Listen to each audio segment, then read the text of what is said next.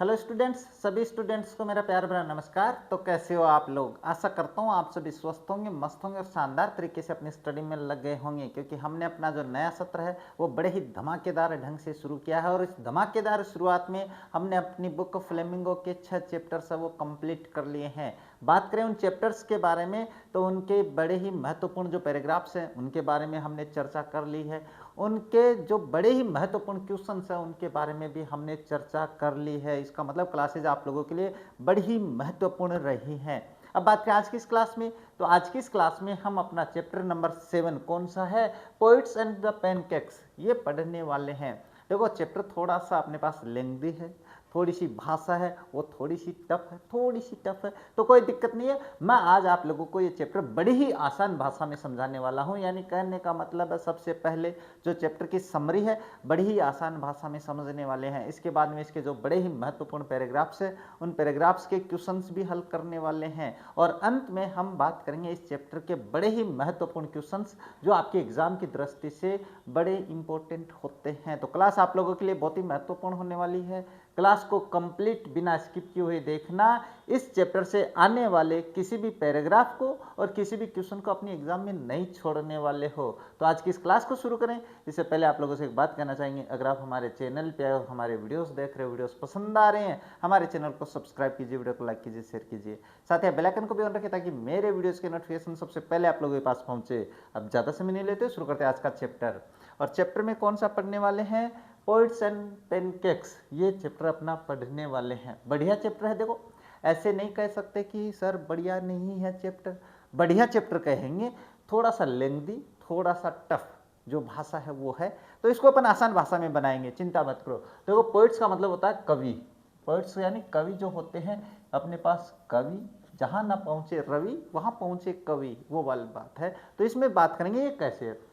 Pancakes क्या है, तो पेनकेक्स के बारे में बात करें तो पेनकेक्स एक अपने मेकअप जो सामग्री होती है ना, मेकअप ब्रांड होता था पहले, ब्रांड मेकअप का ब्रांड होता है ना, जैसे आजकल फेयर एंड लवली चलती है ना, विको टर्मरिक चलती है। हम लड़के तो नहीं जानते, लड़कों के लिए भी होने लगी है, वो पता नहीं कौन सी है ना, मेंस के लिए भी चलने लगी।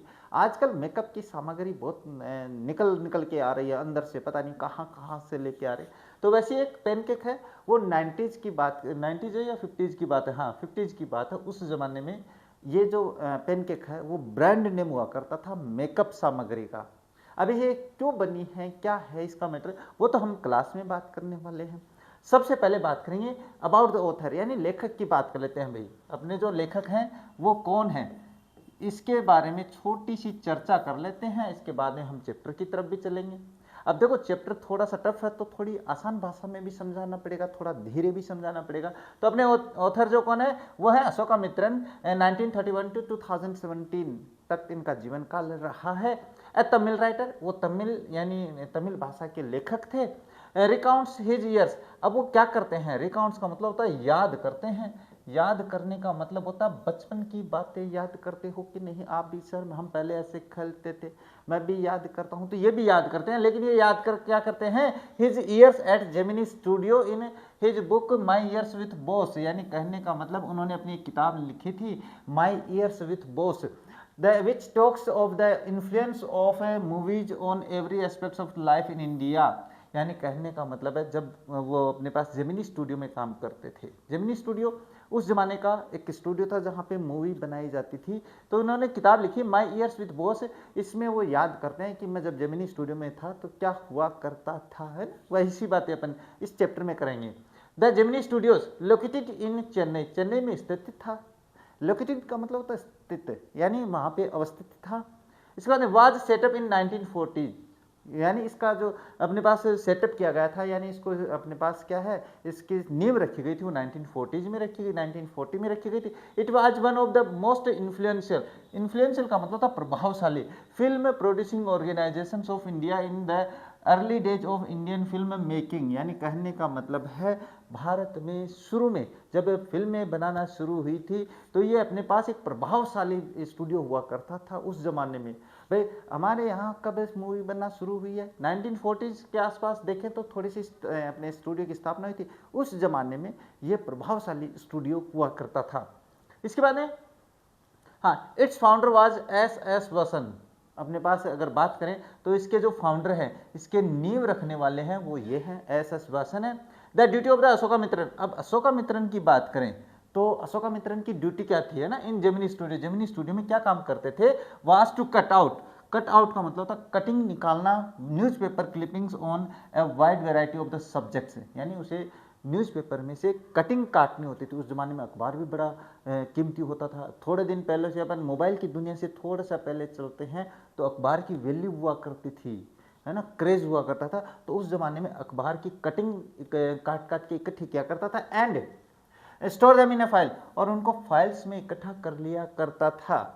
Many of this had to be written out by hand, और इनमें से कई कटिंग तो ऐसी होती थी, कटआउट ऐसे होते थे जिनको हाथ से लिखना होता था। उस जमाने में फोटोकॉपी तो होती नहीं थी, तो हाथ से लिखते थे।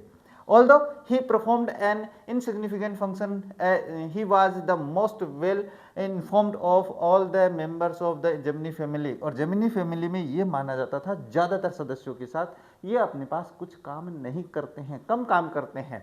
देखो, although he performed an insignificant यानी महत्वहीन फंक्शन, यानी कोई अपने पास काम का जो कार्य ऐसे कहे ना कि यार ये बढ़िया काम कर रहा है, वो काम नहीं करते थे। जेमिनी फैमिली में तो यही मान्यता थी। इस जेमिनी फैमिली का मतलब जेमिनी स्टूडियो में जो काम करते थे उनकी बात करो। The following is an excerpt from the book my years with boss, और नीचे वाला जो उद्धरण, नीचे वाला जो पैराग्राफ, नीचे वाला जो पाठ पढ़ने वाले हैं वो उसकी book my years with boss से लिया गया है। अब शुरू करते हैं अपना चैप्टर, और चैप्टर में बात करें, pan cake was the brand name of makeup material that Gemini Studios bought in truck loads, यानी अपने पास पेन केक है वो एक ब्रांड नाम था, यानी कम नाम था उस जमाने का चलन में। जैसे अपने आजकल फेयर एंड लवली का नहीं है क्या, वैसे ही नाम था भाई। अपने पास विको टर्मरिक नाम है कि नहीं है, बिल्कुल वैसे ही नाम था उस जमाने में, जिसे जेमिनी स्टूडियो ट्रक भर भर के खरीदा करता था भाई। अब आप कहोगे सर ट्रक भर भर के क्यों खरीदते थे, तो काम कारण बताऊंगा। देखो, Greta Garbo must have used it, यानी ग्रेटा गेरबो ने इसको पक्का यूज किया होगा, अपने एक्ट्रेस का नाम है। मिस गोहर भी इसको यूज किया होगा, मस्ट हैव यूज्ड इट, यानी मिस गोहर ने भी इसको काम में लिया है। उस जमाने की ये एक्ट्रेसेज है, एक्ट्रेसेज का मतलब होता है जो हीरोइन वगैरह होती हैं। Vyjayanthimala must also have used it, और वैजंती माला ने भी इसको काम में लिया होगा। बट रत्ती अग्निहोत्री में not have even heard of it, लेकिन रत्ती अग्निहोत्री ने तो शायद सुना भी नहीं होगा इसके बारे में, रत्ती अग्निहोत्री बाद में आए हैं। तो ये The makeup department of the Gemini Studios was the upstairs of a building that was believed to have been Robert Clive's अस्तबल, यानी कहने का मतलब ये मानते हैं कि जिस बिल्डिंग में स्टूडियो था, जेमिनी स्टूडियो, वो अपने पास रॉबर्ट क्लाइव का क्या हुआ करता था, अस्तबल हुआ करता था, जहाँ पे वो घोड़े रखता था। इसके बाद a dozen other buildings in the city are said to have been his residence, और कई बिल्डिंग्स ऐसी थी जो मानते हैं कि रॉबर्ट क्लाइव का निवास स्थान थे। उस जमाने में अंग्रेज था, ये अंग्रेज अधिकारी था, क्या था, अपने पास जनरल वॉइसरॉय था ये, तो ये इसकी तो बिल्डिंग्स थी भाई, रेजिडेंस की। फॉर हिज ब्रीफ लाइफ, उसके छोटे से जीवन काल में, and an even briefer stay in Madras, और उससे भी छोटा काल उसके मद्रास में रहने का। Robert Clive seems to have done a lot of moving, ऐसा लगता है रॉबर्ट क्लाइव ने बहुत सारी मूवी है या जो मूवी है वो की है भाई। Besides fighting some impossible battles in the remote corner of India, यानी इंडिया के दूर दराज क्षेत्रों में संघर्ष जीतने के, लड़ाई लड़ने के बावजूद भी कई मूवी की है इन्होंने, कई मूवी की। And marrying maiden in Saint Mary's church in Fort Saint George in the Madras, और अगर बात करें तो इन्होंने एक मेडन, एक अविवाहित लड़की से शादी करी, कहाँ पे, सेंट मैरीज चर्च था इन फोर्ट सेंट जॉर्ज इन मद्रास, मद्रास में फोर्ट सेंट जॉर्ज नाम का जो किला था वहाँ पे ये चर्च था, इस चर्च में रॉबर्ट क्लाइव ने शादी करी है। अब इसका कोई लेना देना नहीं है, बस ऐसे ही चलती जाएगी, तो कोई बात नहीं है, हम भी थोड़ा फास्ट कर लेते हैं भाई। The makeup room had the look of a hair cutting salon with lights at all angles, around half a dozen large mirrors. अब बात करें उस मेकअप रूम की, यानी मेकअप डिपार्टमेंट में जो मेकअप रूम था वहाँ पे उसका जो दृश्य था वो कैसा था भाई, तो वो था आपके पास हेयर कटिंग सैलून जैसा। तो ये सैलून क्या होता है भाई, तो सैलून जहाँ पे आप जाके क्या करवाते हो, कटिंग करवाते हो, वो हेयर सैलून होता है, यानी नाई की दुकान को हेयर सैलून कहते हैं। अब वहाँ पे क्या लगा होता है, वहाँ पे इस तरफ दर्पण लगा होता है, इस तरफ दर्पण लगा होता है और इस तरफ भी दर्पण लगा होता है। तो चारों तरफ अपने अपने चेहरे दिखाई देते हैं कि चारों तरफ देखो तो तेरा चेहरा नजर आता है, लेकिन यहाँ पे अपना ही चेहरा नजर आता है। तो ऐसी कंडीशन वहाँ पे किसकी थी, अपने पास हेयर रूम की थी, है अपने पास मेकअप रूम की थी। भाई मैं भी क्या बोल रहा हूँ। इसके बाद देवर का मतलब वो जो लाइट्स थी, देवर ऑल इनकैंडेसेंट लाइट्स, और वो जितनी भी लाइट्स थी वो ताप दीप्त थी। इनकैंडेसेंट का मतलब क्या होता है, ताप दीप्त, यानी जिसको अपन गर्म कह सकते हैं, यानी गर्मी पैदा करने वाली लाइट्स थी वो। अब सोच के देखो, आप कटिंग करवाने गए और वहाँ पे दर्पण लगे, दर्पण पे अपने पास वो इस जमाने वाली सीएफएल नहीं थी, वहाँ पे उस जमाने में मरकरी हुआ करती थी। बस मरकरी वाली जो लाइट है उसकी गर्मी देखो कितनी होती है, तो वो बिल्कुल भयानक है, आप सोच सकते हो। So you can imagine the fiery misery. Fiery misery का मतलब होता है झुलसाने वाली जो गर्मी है। मिजरी यानी cursed of those subjected to makeup. ले तो फिर आप कल्पना कर सकते हो, भाई क्या कल्पना करें सर हम, आप सोच सकते हो ऐसे दर्पण लगे हैं और उन पे सूर्य जैसी गर्मी आ रही है और उसके सामने बैठ के मेकअप करवा रहे हैं और मेकअप कर रहे हैं। यानी कहने का मतलब है जो मेकअप करवा रहे हैं और जो मेकअप कर रहे हैं उनकी क्या हालत रही होगी उस जमाने में, है ना। हाँ, एसी वाला जमाना नहीं था उस जमाने में। The makeup department was first headed by a Bengali. अब देखो सबसे पहले उसका जो हेड था ना वो बंगाली बाबा था, है ना, बंगाली, वो बंगाल के जादूगर वाला बा, who became too big for studio and left। और वो स्टूडियो के लिए बहुत बड़ा हो गया, बहुत ही बड़ा हो गया। कैसे सर, बता देता हूँ। मान के चलिए मैंने कंपनी चलाई और कंपनी में मैंने आपको रख लिया अपने पास जॉब पे। अब आपको अनुभव हो गया 1 साल का, 2 साल का, 3 साल का, बाद में कहते हो सर हमारा 25,000 रुपये में काम नहीं चलता, आप तो हमारे 50,000 रुपये कर दो। तो आप कंपनी के लिए बड़े हो गए, तो फिर आप या तो आप चले जाओगे या हम आपको कर देंगे फ्री। तो वो चला गया। इसके बाद ही वॉज सक्सीडिड, उसके बाद में उसके पीछे उत्तराधिकारी। सक्सीडिड का मतलब होता है उसके पीछे कौन उत्तराधिकारी बना, उसके पीछे कौन अधिकारी बना, हेड बना बाय ए महाराष्ट्रियन। तो वो बाद में महाराष्ट्रियन कोई व्यक्ति था उसके द्वारा हेड किया गया भाई, वो हेड बना। हु वाज असिस्टेड बाय, और उसके सहायक के रूप में, असिस्टेड का मतलब होता है सहायक के रूप में कौन कौन थे, धारवाड़ कन्नडी का लोग थे, एन आंध्रा लोग, एक आंध्रा का व्यक्ति था, एन मद्रास इंडियन क्रिश्चियन, और एक मद्रास इंडियन क्रिश्चियन व्यक्ति था, एन एंग्लो ब्रह्मीज, और एक आंग्ल ब्रह्मा का व्यक्ति था, and the usual local Tamils, और उसके बाद में जो तमिल लोग थे वो भी वहाँ पे देखने को मिलते थे। इसका मतलब क्या है, ऑल दिस शोज, ये सारा कुछ क्या दिखाता है, दिखाता है दैट कि there was a great deal of national integration. तो वहाँ पे बहुत ही राष्ट्रीय एकता की, लॉन्ग बिफोर एयर के बारे में बात करने वाले हैं, and Doordarshan began broadcasting programmes on the national integration. यानी कहने का मतलब है कि राष्ट्रीय एकता पर ऑल इंडिया रेडियो, एयर का मतलब होता है ऑल इंडिया रेडियो और दूरदर्शन पर जब भारत के लिए एकता के जो अपने पास कार्यक्रम ब्रॉडकास्टिंग होते थे, प्रदर्शित होते थे, उससे पहले वो राष्ट्रीय एकता का प्रतीक हुआ करता था।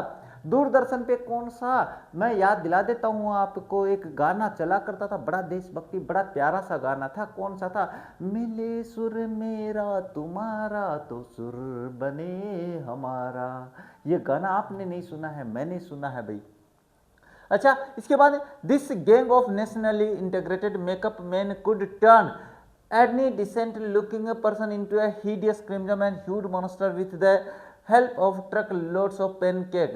एक बार यहाँ तक देख लेते हैं।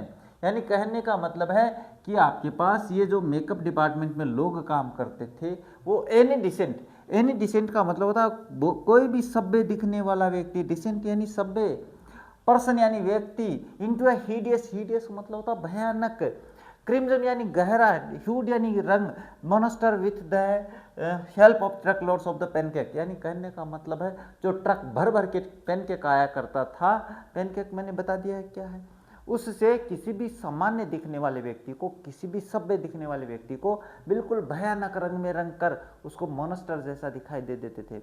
यानी कहने का मतलब उस पर लिपा पोती का काम कर दिया करते थे रे, वो अपने पास दीवारों पे नहीं लगाते हैं putty.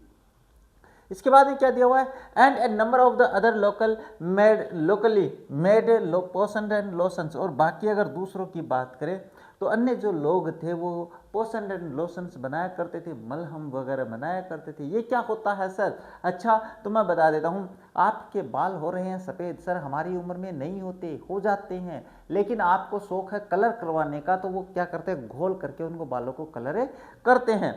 Those were the days of the mainly indoor shooting, उस जमाने में अपने पास इंडोर शूटिंग हुआ करती थी। अब सर इंडोर क्या होती है, दरवाजे के अंदर तो नहीं होती है, कोई बात नहीं, ये जो स्टूडियो होता है इसके अंदर अपने पास मंच आयोजित किया जाता है। कोई एक्सीडेंट दिखाना होता था तो यहीं पे अपने पास दिखाते थे, कोई बस स्टैंड बनाना होता था तो उसी स्टूडियो के अंदर बना लेते थे।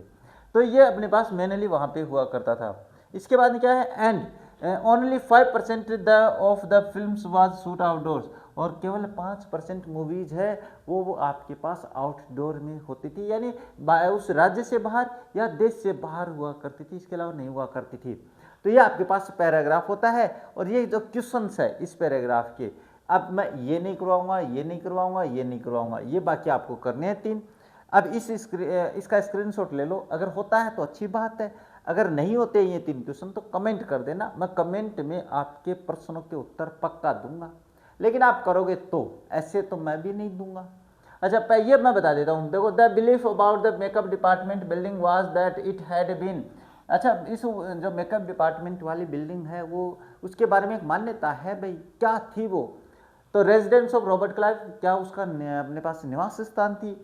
Court room of the Robert Clive, उसका कोर्ट रूम हुआ करती थी। रॉबर्ट क्लाइव का barrack of the Robert Clive, उसका बैरक हुआ करती थी। और अस्तबल of Robert Clive, Robert Clive का अस्तबल हुआ करती थी ये बिल्डिंग, यहाँ पे अपने घोड़े बांधा करता था। तो आपका ऑप्शन ये सही हो जाता है। अच्छा the makeup room had the look of, अच्छा वो मेकअप रूम था वो कैसा दिखता था, हेयर कटिंग सैलून जैसा दिखता था। तो ये जो मैं पैराग्राफ करवा रहा हूँ ना, इनके आंसर करना जरूर दिखेगा। The air and the Doordarshan broadcast programmes on, ये ऑन है भाई। अब एयर और जो दूरदर्शन है वो किस पे प्रोग्राम ब्रॉडकास्ट करते थे, तो सीधी सी बात है नेशनल इंटीग्रेशन यानी राष्ट्रीय एकता पर किया करते थे। अब ये 3 प्रश्न हैं, 3 आप कर लोगे, नहीं करोगे तो कमेंट में कर देना, मैं उत्तर बता दूंगा। इसके बाद नेक्स्ट क्या दिया हुआ है, हाँ आई सपोज, ये अपने पास लेखक की बात है। I suppose the sets and the studios lets need the girls and the boys to be made to look ugly in the order to look presentable in the movie, यानी कहने का मतलब है उस स्टूडियो में, मैं मानता हूँ, मैं कल्पना करता हूँ, मैं कौन, अपने लेखक, कि स्टूडियो में किसी भी एक्टर या जो व्यक्ति होता था उसको उसका मेकअप करने के लिए लड़के लड़कियों की आवश्यकता हुआ करती थी। ए strict hierarchy was maintained in the makeup department, और एक बात बताएं तो आपके पास हेयरआर्की का मतलब होता है पदानुक्रम, यानी पहले अपने पास राजा, फिर अपने पास मंत्री, उसके बाद में रंक, उसके बाद में ऐसे ऐसे जैसे अपने प्रधानमंत्री जी होते हैं, उसके बाद में मंत्री जी होते हैं, उसके बाद में विधायक सांसद होते हैं, उसके बाद में विधायक होते हैं, उसके बाद में और सचिव वगैरह होते हैं। तो ऐसे हेयरआर्की का मतलब पदानुक्रम वाज मेंटेन, ये बिल्कुल उसमें मेंटेन किया हुआ था कि सबसे ऊपर ये काम करेगा, बाद में ये काम करेगा, बाद में तो क्या था, द चीफ मेकअप मैन यानी जो मुख्य मेकअप करने वाला होता था, मेड द चीफ एक्टर्स यानी जो मुख्य एक्टर्स होता था एंड एक्ट्रेसेज होती थी उनको अगले बनाता था। अगले बनाने का मतलब भद्दा बनाने से नहीं है, यहाँ पे मेकअप करने से है। हिज सीनियर असिस्टेंट यानी उसका जो सीनियर सहयोगी होता था वो सेकंड हीरो का मेकअप करता था एंड हीरोइन उसका मेकअप करता था। याद रखना प्रश्न आएगा ये। The junior assistant the main comedian, अब जूनियर जो असिस्टेंट होता था यानी सहयोगी होता था वो कॉमेडियन का अपने पास क्या करता था, मेकअप करता था। एंड सो ऑन फोर्थ, और इसी प्रकार से नीचे से नीचे नीचे से नीचे अपने पास चलते रहते थे वहाँ। इसके बाद the players who played the crowd were the responsibility of the office boy, और अगर अपने पास कोई भीड़ की शूटिंग होती कि भाई यहाँ पे अपन को भीड़ दिखानी है तो उनका मेकअप करने के लिए ऑफिस बॉय होता था। अब ये ऑफिस बॉय कौन होता है, चतुर्थ श्रेणी कर्मचारी जो ऑफिस में फाइल इधर उधर करने का, चाय पानी पकड़ाने का काम करता है। The players who played the crowd, हाँ ये हो गया। Even the makeup department of the Gemini studio had an office boy, यहाँ तक कि जेमिनी स्टूडियो में भी एक ऑफिस बॉय था। अब ये बॉय बोल रहा हूँ तो आपके दिमाग में आ रहा होगा कि कोई लड़का होगा ना, गलत बात। On the days when there was a crowd shooting, जब वहाँ पे कोई क्राउड की शूटिंग होती थी, भीड़ की शूटिंग होती थी, you could see him mixing his paint in the giant vessel and the slapping it on the crowd players, और जब कभी अपने पास भीड़ की शूटिंग होती थी, जैसे रामायण अपने नाटक है, उसमें लोगों के युद्ध का दृश्य दिखाना है, कहीं भीड़ अपने पास जा रही है उसको दिखाना है, तो उनका मेकअप कौन करता था? वो ऑफिस बॉय करता था। और ऐसे टाइम पे, ऐसे समय पे वो अपने पास बड़े बड़े बर्तनों में पेंट घोलता हुआ मिलता था, पेन केक को। अच्छा, the idea was to close every pore on the surface of the face in the process of the applying makeup. और ये अपने पास क्या होता था? The idea was to close every pore on the surface. Idea यही था कि प्रत्येक व्यक्ति के चेहरे पे अपने पास मेकअप लगे। एंड क्या होता था? जिससे process of applying the makeup, ये क्या थी? प्रोसेस थी, प्रक्रिया थी। He wasn't exactly a boy, और हमारे वाला एग्जैक्टली एक ठीक ठाक बॉय नहीं था, लड़का नहीं था। He was in his early 40s, वो अपने 40 की उम्र के आसपास का लड़का था। लड़का नहीं, आदमी होता है। इसके बाद having entered the studios years ago in the hope of becoming a star actor और ए टॉप स्क्रीन राइटर, डायरेक्टर और लिरिक राइटर, वो वर्षों पहले अपने पास इस स्टूडियो में आया था कि मैं एक बड़ा एक्टर बनूंगा, बड़ा एक्टर नहीं बनूंगा तो बड़ा डायरेक्टर बनूंगा, डायरेक्टर नहीं बनूंगा तो स्क्रीन राइटर बनूंगा, स्क्रीन राइटर नहीं बनूंगा तो कुछ और बन जाऊंगा, लिरिक्टर, जो लिरिक राइटर होता है। लिरिक्स क्या होते हैं? लय, गाने की लय लिखने वाला बन जाऊंगा।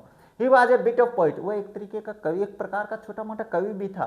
इन those days I worked in a cubicle, उन दिनों में एक क्यूबिकल में काम करता था, कोठड़ी में काम करता था। मैं कौन? लेखक अपने।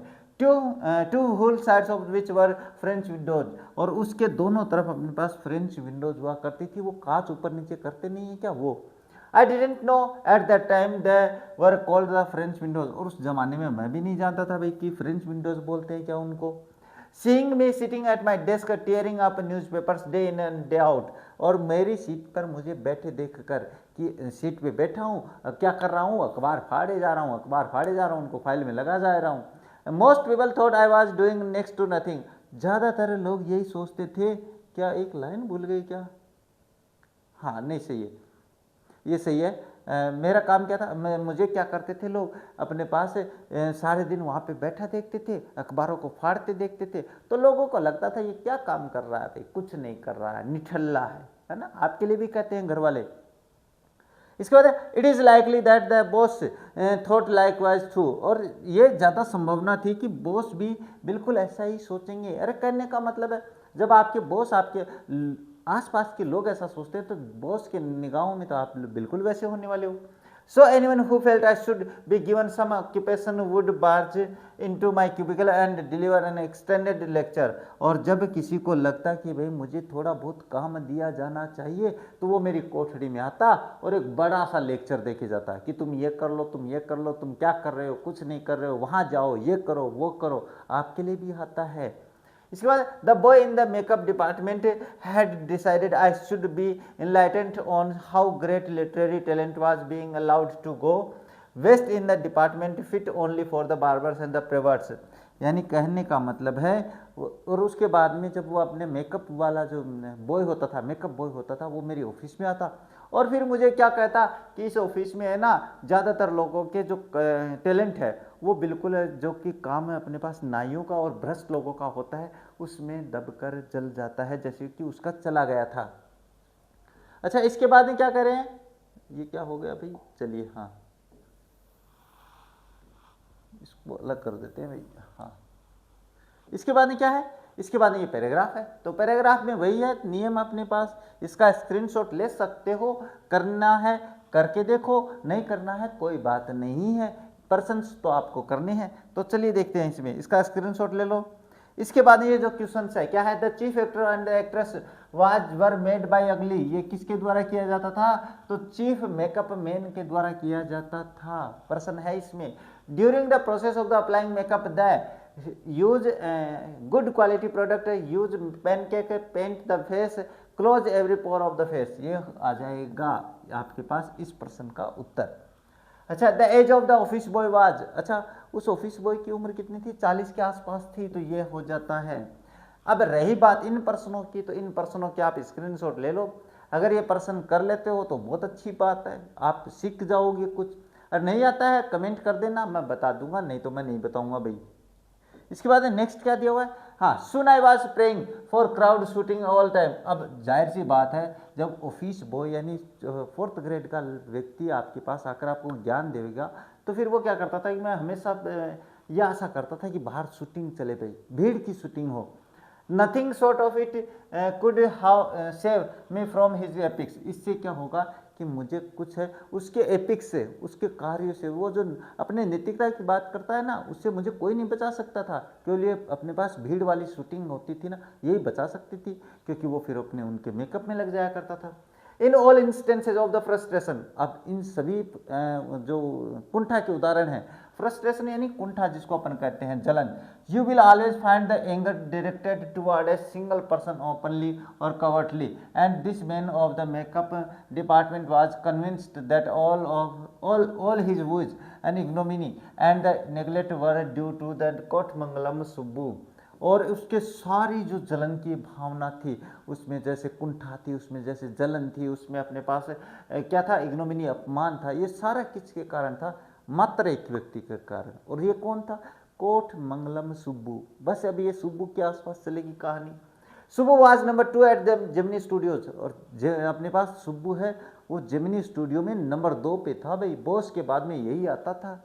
हाँ, he couldn't have had a more increasing opening in the film than our grown up makeup boy had। यानी कहने का मतलब है हमारे ऑफिस बॉय से ज़्यादा उसे मौके नहीं मिले थे फिल्मों में काम करने के लिए। यानी सीधी सी बात है, हमारे ऑफिस बॉय को ज़्यादा साहस था अपनी फिल्मों में काम करने का, उसके बजाय कोटमंगलम सुब्बू के।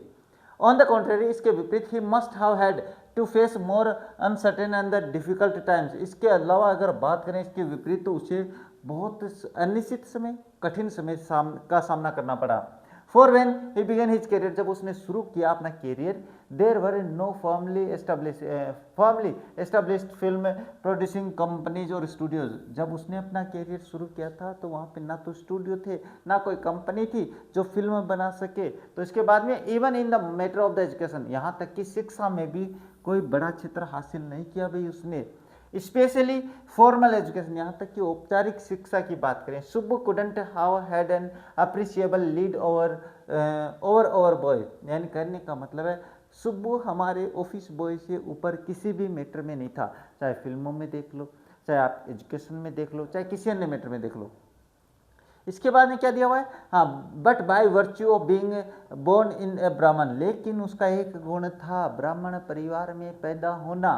हाँ, ए वर्च्यू, एक गुण था भाई।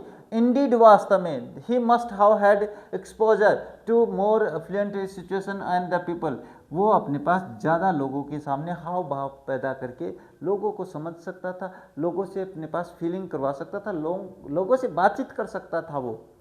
He had the ability to look cheerful at all the times, even after having had a bad hand in the flop films। यहाँ तक कि वो फ्लॉप फिल्मों में काम करने की, यानी उसकी फिल्में फ्लॉप होने के बाद में भी उसमें अपने पास खूबी थी, वो हमेशा चीयरफुल रहता था, बड़ा खुश रहता था भाई। ही always had work for somebody, वो हमेशा किसी न किसी के लिए काम रखता था। जैसे हमारे शादी विवाह में फूफा जी होते हैं, कोई होते हैं, तू ये कर ले, तू ये कर ले, तू ये कर ले, तू ये कर ले, खुद कुछ नहीं करता था। ऐसे कैरेक्टर थे हमारे कोटमंगलम सुब्बू।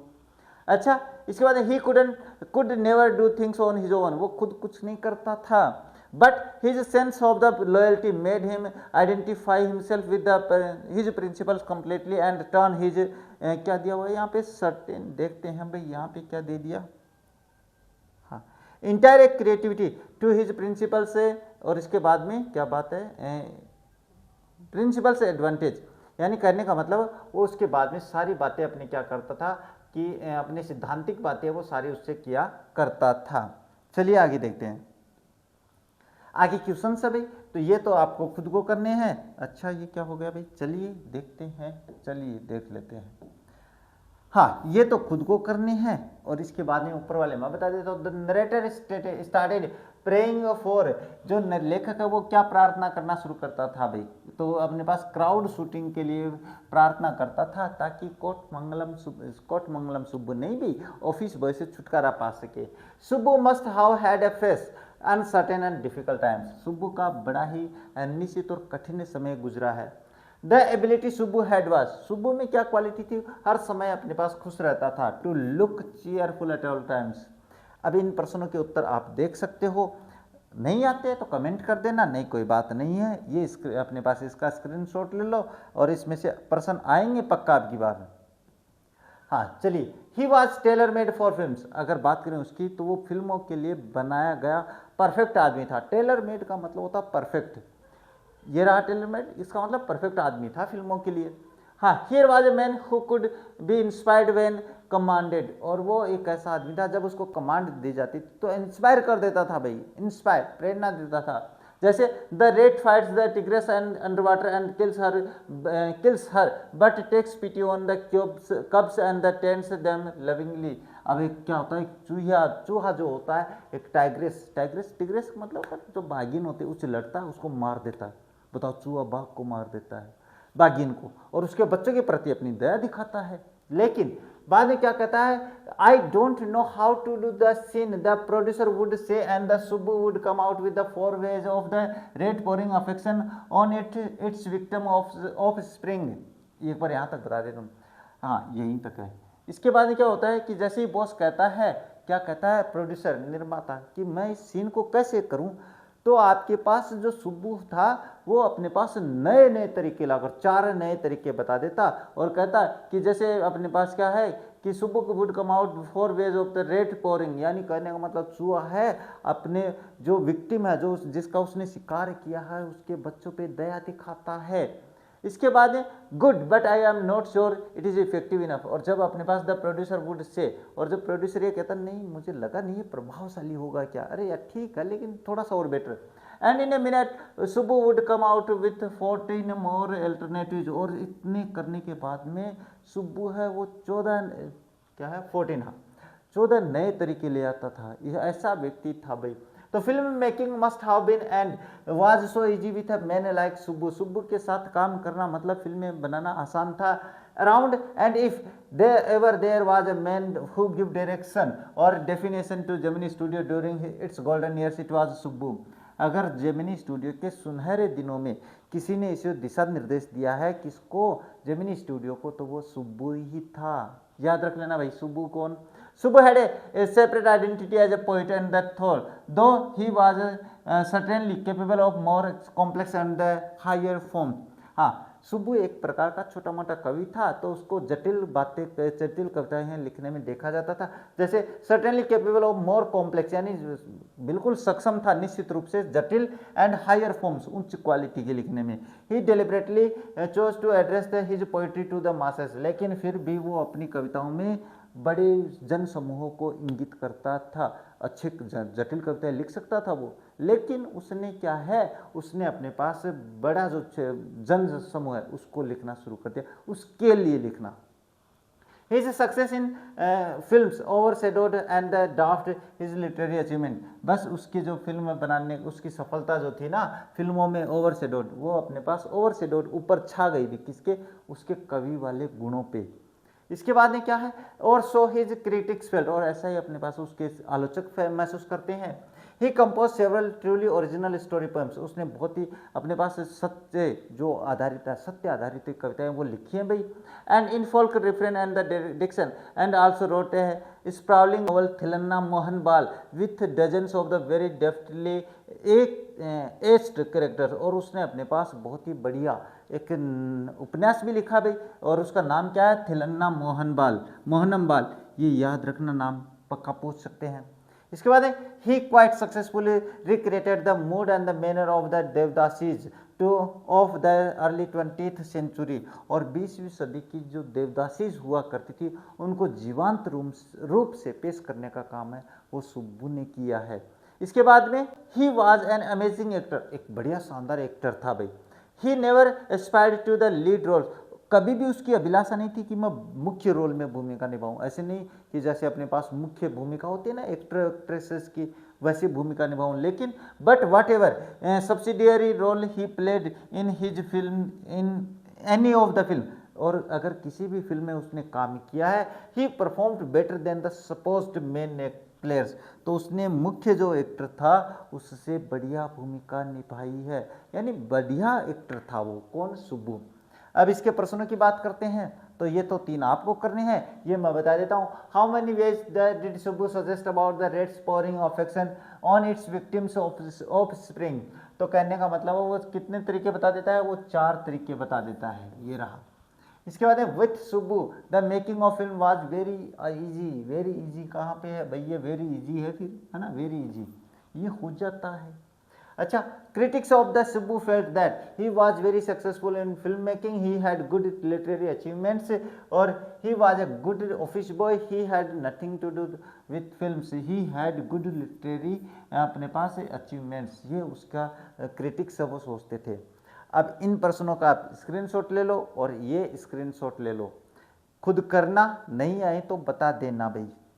नेक्स्ट है ही had A genuine love for anyone he came across, और एक और बात बताएं, उसमें बिल्कुल मन से जेन्युइन यानी वास्तविक लव था, प्रेम था, जिससे भी वो मिलता था, अचानक जिससे भी मिल जाए उसी के प्रति उसका प्रेम हो जाया करता था। And his house was a permanent residence for dozens of her near and the far relations and the acquaintances, और उसका जो घर था, आपके भी साथी होते हैं, उसका घर था, वो अपने पास रेजिडेंस था, निवास स्थान था, किसका, अपने दर्जनों लोगों का, जो कि उसके जानकार थे, जो कि उसके पड़ोसी थे, जो कि उनके रिश्तेदार थे, वो सारे उसके घर रहा करते थे। इसके बाद it seemed against Subbu's nature to be even conscious that he was feeding and supporting so many of them, और इस प्रकार से ऐसा लगता है, इट सीम्ड ऐसा लगता है अगेंस्ट सुबूज नेचर, वो सुब्बू के व्यवहार के विरुद्ध दिखता है कि वो अपने पास ऐसे इतने लोगों को बिल्कुल जानबूझकर खाना खिलाता है। अच्छा, सच एक चैरिटेबल मैन, और इतना दानशील, एंड इम्प्रोविडेंट यानी बेपरवाह, जिसकी कोई अपने पास परवाह नहीं, man, and yet he had enemies, और उसके फिर भी दुश्मन। अरे कहने का मतलब है अपने दोस्तों को खाना खिला रहा है, अपने भाइयों को खाना खिला रहा है, अपने पड़ोसियों को खाना खिला रहा है, और फिर उसके दुश्मन हैं, ऐसे कैसे सर? चलिए देखते हैं। हाँ, was it because he seemed so close and intimate with the boss, क्या इसलिए था कि वो बॉस के बहुत ही निकट दिखता था, और was it his general demeanour that resembled a psychopath, और अपने पास क्या है कि जो या उसका तौर तरीका था, डिमिनियर का मतलब तौर तरीका जो होता है, साइकोपैथ का मतलब क्या होता है, बिल्कुल आपसे महसूस, जो कहते हैं ना भोला बाला सा महसूस होना, वैसा दिखता है। और हिज रेडीनेस टू से नाइस थिंग्स अबाउट एवरीथिंग, या उसका ये तरीका था कि हर चीज़ के बारे में अच्छी बात कहता था, कोई बुरी घटना हो गई अरे कोई नहीं, चल जाता है, ऐसा होता है। इन एनी केस, किसी भी तरीके से, there was this man in the makeup department who would wish the direst things for the Subbu, लेकिन अपने सुब्बू के बारे में सबसे बुरी चीज़ सोचने वाला यही व्यक्ति था। कौन? कौन भाई, कौन? तो ऑफिस बॉय की बात कर रहा है ये। हाँ, you saw Subbu always with the boss, आप सुब्बू को हमेशा बॉस के साथ देखते हो, but in the attendance role, लेकिन अटेंडेंस रोल की बात करें, अपने पास जहाँ पे अपने सिग्नेचर होते हैं उपस्थिति के, उसी में बात करें, he was grouped under A department called the story department, वो अपने पास स्टोरी डिपार्टमेंट में, जो स्टोरी डिपार्टमेंट था उसका सदस्य हुआ करता था, कंप्राइजिंग ए लॉयर, और उसमें कौन कौन शामिल थे, एक वकील था, and assembly of the writers, और एक समूह था लेखकों का और कवियों का, यानी स्टोरी डिपार्टमेंट में एक तो वकील था और कुछ कवि थे, कुछ लेखक थे, सीधी सी बात। The lawyer was also officially known as the legal adviser, वकील को वैधानिक सलाहकार कहा गया है, but everybody referred to him as a opposite, लेकिन हर कोई उसको विपरीत समझता, अपने खिलाफ समझता कि अपना साथी नहीं है। हाँ, एन एक्सट्रीमली टैलेंटेड एक्ट्रेसेज, एक बार एक बात बताते हैं, एक बहुत ही टैलेंटेड एक्ट्रेसेज थी, हीरोइन थी, who was also extremely temperamental, और बहुत ही अपने पास टेम्परामेंटल गुस्सेल प्रवृत्ति की औरत थी। Once blew over the sets, एक बार भड़क गई भाई, ब्लू ओवर का मतलब भड़क जाना, कहाँ पे, इस सेट पे, फिल्म में शूटिंग के लिए आई थी, वो सेट होता, वहाँ पे भड़क गई, भड़ास निकाल रही थी।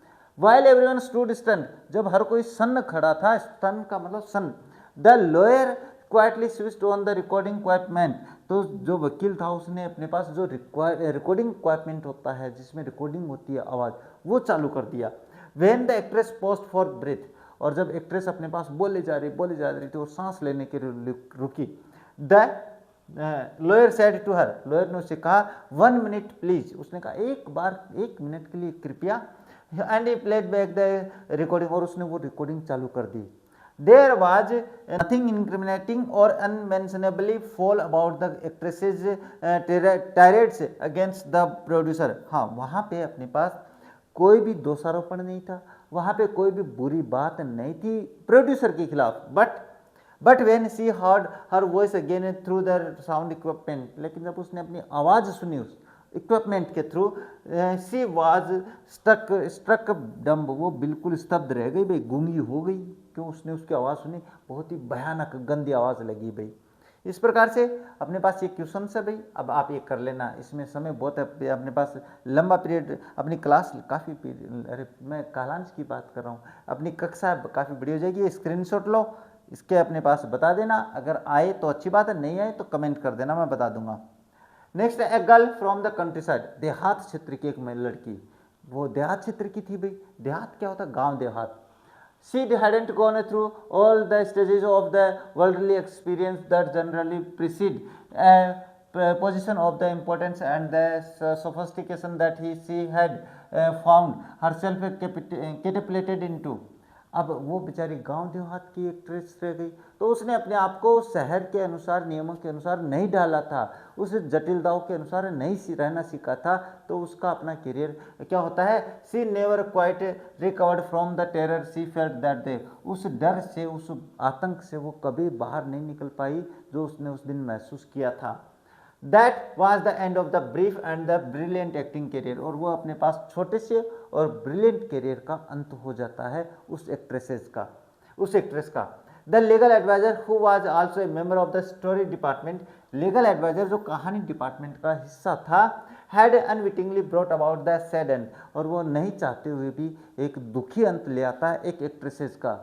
हाँ, while every other members of the department wore a kind of a uniform, और अपने उस डिपार्टमेंट में हर कोई खादी कपड़े पहनता था.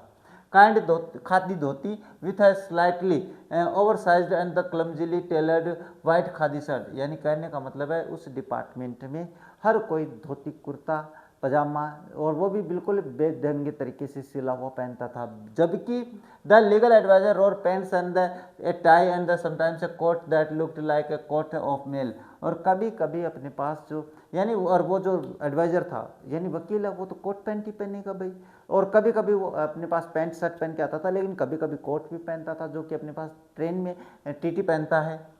Often he looked alone and helpless, वो हमेशा अकेला दिखाई देता था और हेल्पलेस दिखाई देता था, ऐसा है. A man of the cold logic in the crowd of the dreamers, और अपने पास वो अपने सपनों की उस दुनिया में एक क्या बन जाता है? तार्किक व्यक्ति बन जाता है. A natural man in an assembly of the Gandhijis and the khadijis, एक व्यवहारिक व्यक्ति, प्रकृतिवादी बन जाता है गांधीवादी और खादीवादी लोगों के बीच में. Like so many of those who were close to the boss, और बिल्कुल वैसे ही जो कि बॉस के निकट थे. He was allowed to produce a film and though a lot of the raw stroke and the pancake were used on it, और उसे अपने पास अनुमति थी कि फिल्में बना सकता है, पेनकेक वगैरह यानी जो सामग्री है मेकअप वाली वो यूज कर सकता है. Not much came of the film, अब ज़्यादा फिल्मों से वो कमाई नहीं कर पाया. हाँ, then one day the boss closed down the story department, और एक दिन बॉस का निश्चय आया कि स्टोरी डिपार्टमेंट को बंद कर देते हैं. And this was perhaps the only instance in the all human history where a lawyer lost his job because the poets were asked to go home, और इतिहास में, मानव इतिहास में पहली बार हुआ था जब किसी वकील को नौकरी से हाथ धोना पड़ा कवियों को निकालने के मैटर में. यानी कहने का मतलब है, सीधी सी बात है, मैं एक स्टोरी डिपार्टमेंट चला रहा हूँ, उसमें एक वकील है और लेखक और कवि है. अब एक दिन मेरे आता है कि भाई अपने पास ना तो वकील काम आ रहे, ना तो लेखक काम आ रहे, ना अपने पास कवि काम आ रहे, तो उनको निकाल दो. तो फिर एडवाइज़र क्या करेगा? एडवाइज़र कुछ नहीं करेगा, तो वो भी हाथ धो देता है जॉब से. इसके बाद में ये क्वेश्चन आपको करने हैं, इस स्क्रीनशॉट ले लो, उसके बाद में कर देना. आप लोग कर दोगे मुझे पता है भाई. और ये रहे क्वेश्चंस, और नहीं आए तो कमेंट कर देना, मैं हूं ना आप लोगों के साथ. अच्छा, Gemini studio was the favourite haunt of the poets like S D S. Yogiyar, Sangu Subramaniam, Krishna Shastri and the Harindranath Chattopadhyay. अपने पास जेमिनी स्टूडियो में फेमस कवि हुआ करते थे, ये जिनके मैंने नाम लिए हैं. It had an excellent mess which supplied good coffee at the all times of the day and for the most part of the night. और वहाँ पे उसकी एक मेस हुआ करती थी। मेस यानी जो खाना चाय पानी वगैरह प्रोवाइड करवाती है, तो वो अपने पास वहाँ की बढ़िया कॉफ़ी है वो सप्लाई किया करती थी। बहुत ही शानदार कॉफ़ी जिसको कहें, दिन में और रात में, मोस्टली रात में। इसके बाद में those were the days when Congress rule meant prohibition and the meeting over A cup of coffee was rather satisfying entertainment. और ये उस जमाने की बात है जब कांग्रेस शासन का रूल था और एक कप कॉफ़ी का होता था, उसमें जो मीटिंग होती थी वो बड़ी आनंददायक हुआ करती थी। Bearing the office boy and a couple of the clerks. इसके अलावा बात करें, बैरिंग का मतलब होता कि सिवाय, ऑफिस बॉय के अलावा and the couple of clerks, और कुछ क्लर्क्स के अलावा, बाबू के अलावा, everybody else at the studios radiated से लेजर, वो सारे कुछ अब अपने पास क्या करते थे, प्रसारित करते थे। रेडिएटेड का मतलब अपने पास यूज करते थे, और लेजर का मतलब आनंद लिया करते थे कप कॉफ़ी के कप पर। ए प्री रिक्विसाइट फॉर पोइट्री, और वहाँ पे अपने पास एक पोइट्री का आयोजन भी होता था, कविता लिखते थे। Most of them work khadi and worshipped Gandhi ji, but beyond that they had not the faintest appreciation for the political thought of the any kind. हाँ, ज़्यादातर लोग वहाँ पे अपने पास क्या थे, खादी पहनते थे और गांधी जी की पूजा करते थे, लेकिन फिर भी राजनीति से कोसों दूर थे, राजनीति नहीं करते थे वही वो लोग। Naturally they were all averse to the term communism, और वो अपने पास कम्युनिज्म शब्द से बिल्कुल विपरीत थे। जो सामुदायिकता है ना, उससे हमेशा अलग रहते थे, विपरीत थे। A communist was a godless man, और वो मानते थे कि कम्युनिस्ट व्यक्ति है वो गॉडलेस यानी भगवान से रहित व्यक्ति होता है। ही हैड नो फिलियल और कंजुगल, और उसमें ना ही अपने पास कोई दाम्पत्य प्रेम हुआ करता था।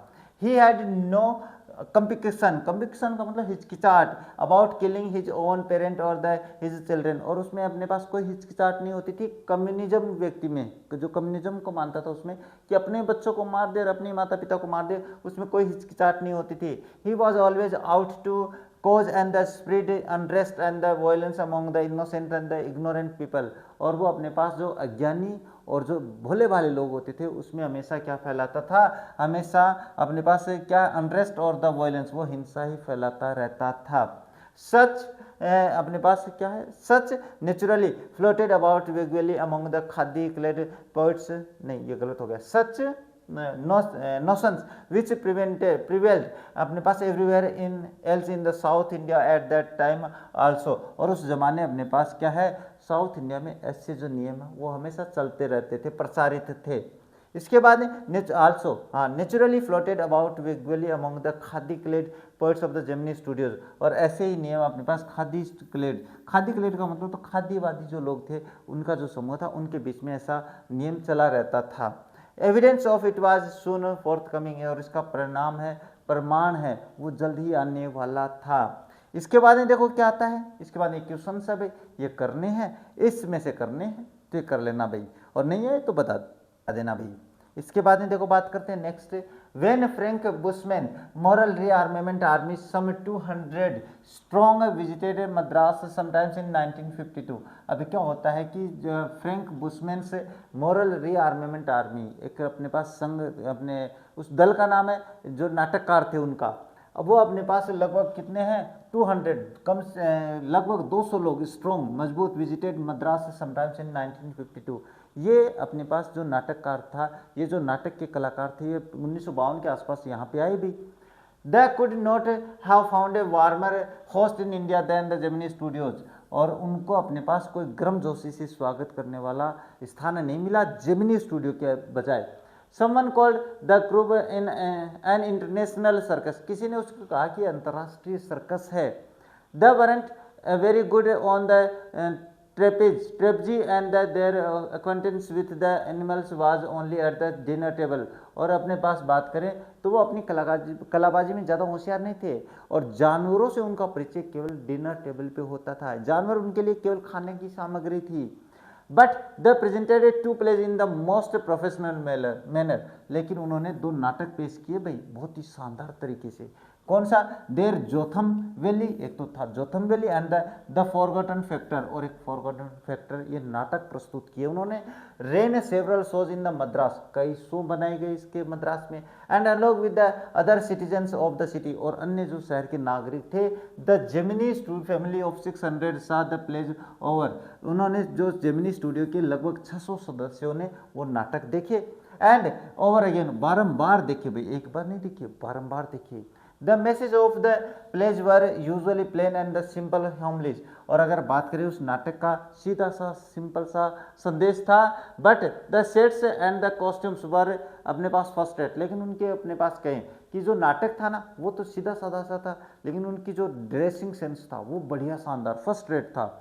Madras and the Tamil drama community were terribly impressed, और ये मद्रास और तमिल के जो नाटक कंपनी वाले बड़े प्रभावित हुए भाई, ड्रामा कम्युनिटी यानी नाटक करने वाले बड़े प्रभावित हुए, और ऐसे भी होता है।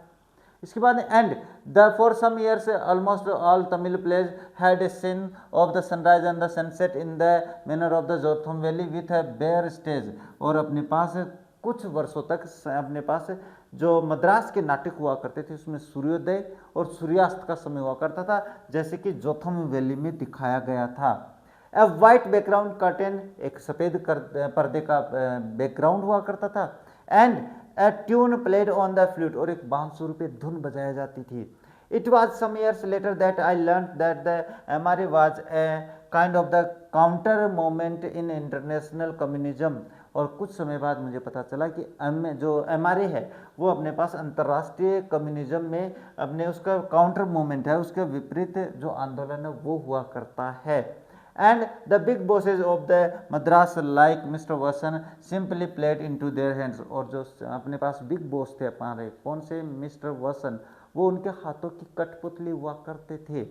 तो ये हो जाता है। इसके बाद में ये क्वेश्चंस है वो आपको करने हैं, देखो स्क्रीनशॉट ले लेना और ये कर लेना, ये करोगे, करके देखोगे तो बढ़िया रहेगा। बाकी आंसर्स मैं बता दूंगा अगर आप कमेंट करोगे तो। Next, I am not sure how that this was Indeed the case, मैं वास्तव में ये नहीं जानता था कि एक वास्तविक केस है क्या, विषय क्या है। For the unchangeable aspects of the this big bosses and the enterprises remain the same M R A और no M R A international communism and no international communism, यानी कहने का मतलब मुझे कोई फर्क नहीं पड़ता भाई, मैं जानता ही नहीं था वास्तव में हमारे बॉस हैं वो अंतर्राष्ट्रीय कम्युनिज्म के भाग है या अंतर्राष्ट्रीय कम्युनिज्म के भाग नहीं है, मुझे पता ही नहीं है भाई। अच्छा, इसके बाद में the staff of the Gemini studio had a nice time hosting 200 people of all the huge and size of the last 20 nationalities, और जेमिनी स्टूडियो के सदस्यों को उनका स्वागत करने में, उनकी अपने पास होस्ट मेज़बानी करने में बड़ा आनंद आया। 200 देशों के लगभग सदस्य थे, 200 अपने पास विभिन्न देशों से आए थे, तो लगभग 200 देशों के सदस्य थे। It was such a change from the usual collection of the crowd players waiting to be slept. क्या है, with thick layers of the makeup by the office boy in the makeup department। और इसके बाद में अगर बात करें, it was such a change, ये वास्तव में एक बदलाव था। क्या है, change from the usual collection of the crowd players, ये जो भीड़ की जो शूटिंग हुआ करती थी उसके खिलाफ वेटिंग टू बी स्लेप्ट, जिसके अपने पास क्या मेकअप से लेप किया जाता था, लेप करने का मतलब मेकअप किया जाना, with thick layer of the makeup by the office boy के द्वारा उनका मेकअप डिपार्टमेंट क्या है मेकअप किया जाता था मेकअप डिपार्टमेंट में। बस इतनी सी बात है। बाकी देखो, ए फ्यू मंथ्स लेटर, कुछ महीनों बाद the telephone lines of the big bosses of the Madras buzzed and once again we at Gemini Studios cleared a whole shooting stage to welcome another visitor। और कुछ दिनों बाद में आपके पास जेमिनी स्टूडियो के फ़ोन की घंटी वापस बजी और हमें एक विजिटर के लिए स्टेज है वो तैयार करना पड़ा। अब ये कौन आने वाला है पता नहीं। All the said was that he was a poet from England, और सारे कोई कहते हैं कि वो इंग्लैंड से कोई कवि आ रहा है। उस जमाने में इंग्लैंड में कवि हुआ करते थे।